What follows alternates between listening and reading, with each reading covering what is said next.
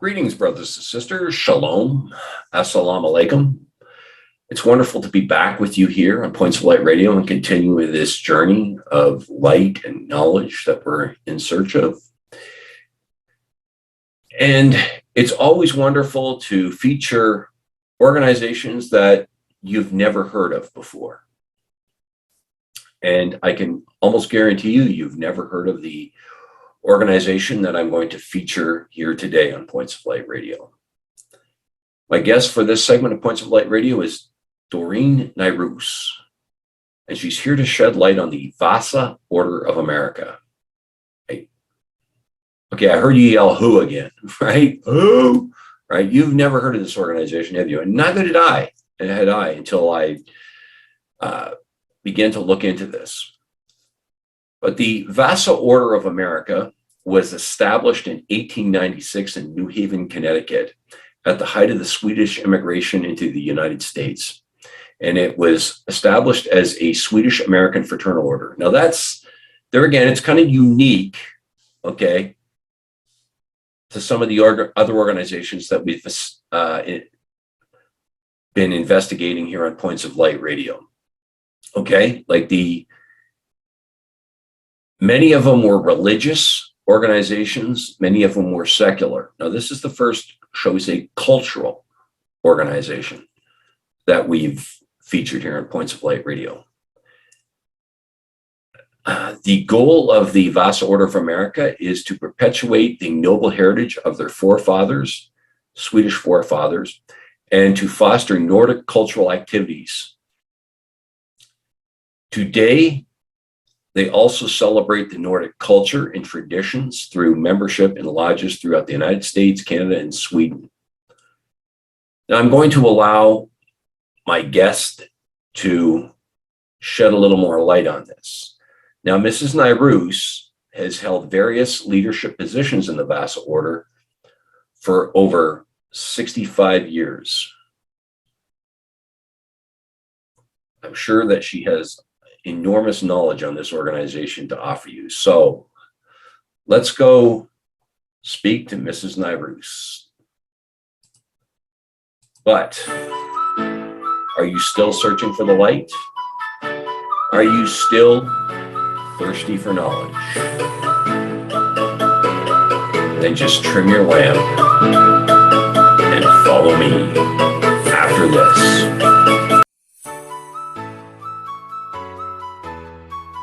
Ladies and gentlemen, seekers of light and secret knowledge wherever you may be, you are listening to Points of Light Radio, the podcast dedicated to taking you past the apron and behind the closed doors of lodges everywhere. And here is your host, Stan Miller. Mrs. Nyroos. Yes, it is. Welcome to Points of Light Radio. Thank you. Now, you were a member of the Vasa Order of America. Yes. Why don't you tell my listeners and viewers, first of all, a little bit about yourself? I'm retired. We have belonged to Vasa myself for 65 years. Wow. I don't know what to tell you about myself. And how, have you held any offices, shall we say, within the Vasa Order of America? I have been the chairman and the vice chairman. I was a secretary for many years. I was what we call a master of ceremonies. I was a vice financial secretary. So yes, I've held quite a few positions within the order, within our lodge here, and then on our district level and on our Grand Lodge level also. And I can see someone over your shoulder. Is that Mr. Nyroos? It is, yes. Now, is he also in the order, as I understand it? Yes, he is. Okay. What offices have you held, sir? Me? Yes. In the Vasa Order. Well, I started out at our local lodge as an assistant master of ceremonies. And then eventually I became a chairman for 5 years. And later on, a chairman for another 2 years. Wow. Became a district master, became a Grand Lodge deputy, and joined the executive board of the Grand Lodge. Is that how you two met? Were you in the Vasa Order? Did you meet through the Vasa Order? Kinda. Isn't that great? These organizations, they bring people together, right? Yeah, They do. Yeah. Now tell us about the Vasa Order. What exactly do they do? What's their goals? What are they set up to do? Well, it started out as being what shall I say, an organization that would help newcoming Swedes to the United States. Okay. Because there was no welfare, there was no sick insurance, there was nothing to help anyone. So the Vasa Order of America was formed to do exactly that, to welcome the Swedes and help them along and find them jobs and do all kinds of things. And what do they do today? What exactly are they doing today? Well, Mainly, I would say they are trying to keep the Swedish heritage of the people within the states and Canada who belong forefront, to make sure that they understand the Swedish cultures. That's mainly what we do. It's a Swedish, I would say, cultural organization. We celebrate Midsummer and Lucia and Easter, try to do it in the old country way. My husband came from Sweden. My father came from Sweden, so I'm a second generation Swede. And yes, that's what we do. It's to perpetuate the Swedish culture among people still in Canada, if they so wish. What are you talking about, Lucia? What exactly is that? Lucia is a Christmas tradition that's celebrated in Sweden mainly on the 11th or 13th of December, 13th of December, where when you celebrate it at home, then the oldest daughter, I guess, brings breakfast to the family with a candle, I would say, in her hand. When we celebrate it, they wear a crown of candles on their head. Oh. And that's what Lucia wears, yes. And there's if we do it as a celebration, when we have Lucia, we have attendants, we have what they call star boys, and then they have something called Tumpton, which are little kids dressed in red. And they bring out peppercorn and what they call lussekatter, which is a saffron type bread made into buns. Okay. Well, and what would you say has changed about the Vasa Order over your time? Has it grown? Are the members more, or shall we say, less Swedish than they used to be? Or? Yes, I would say we have very few what I would call Swedes that come from the United States and Sweden anymore. Mainly we're second, third, fourth, coming up maybe even fifth generations of Swedish ancestry. So yes, we're getting more watered down. Yeah, it's becoming more difficult to find people interested in carrying these things out. Most of the Swedish people nowadays who come from Sweden to settle in Canada or whatever, they are very conversant with the Swedish language, or the English language rather, and they don't sort of need to seek out other Swedes unless they know them. They don't need to seek them out because they already can speak, the English language, and it's not like they need other people to help translate and help them do things like jobs or other friends and so on. So you move into a new neighborhood and they know, they make friends within their neighborhood, I would guess. They don't need to come to a meeting every month and speak. Well, we wouldn't speak Swedish. Our meetings that we have, we sing Swedish national, not that, but we sing. Our opening and closing of the meetings are quite often done in Swedish. Oh. And that's about sort of the Swedish that we have. Our lodge also has a Swedish children's camp in the summertime. at we have a piece of property. Our lodge owns a piece of property on Pigeon Lake, and so we have a Swedish children's camp, and where we try to teach the kids how to folk dancing in Swedish folk dancing, and some of the Swedish language and some of the Swedish songs. Now, what's the dress code for your meetings? Do you have a suit and tie type thing, casual or formal? Well, we used to have everybody showed up in a suit and tie, but now it's very casual. Okay. And what's the name of your chapter again? Our lodge is called Scandia Lodge number 549. Where does that meet? It just made somebody, when they formed the lodge, this is the name they gave our lodge. It doesn't really mean anything too much. But where does it meet? Sorry. Where does it meet? Yes. Oh, I'm sorry. We have, in the city, we have sort of I'm going to say a share in the Dutch Canadian Club over on 140, where is it, 40, just off of Stony Plain Road there anyway. St. Albert Trail, sorry. And when does it meet? How many times a month? What day exactly?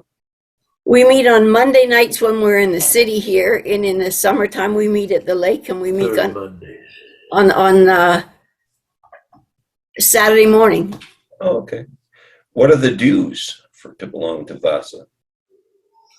Our dues right now are $70 a year. Sorry. Yeah. Yeah. Okay. And what effect did COVID have on the Vasa Lodge? Well, we had all our meetings via Zoom rather than in person. And canceled. And we did cancel, all of our events took place. We closed, we didn't have any meetings even at the lake and such. We just closed everything down so that we couldn't use our clubhouse at the lake. And as I say, we used Zoom meetings when we had meetings. Okay, and what would you say drew you to Vasa? Was it you needed to be around other Swedes, or? Well, with me, it was because my father belonged. Okay, so right in your family, good. Yeah. Okay. And what has Vasa done for you? Obviously, you two got together through it. I understand that. That is true. But what it has done is we have formed many friendships in Sweden and from people we know in the United States and from people that belong to our lodges in in Edmonton or Alberta rather.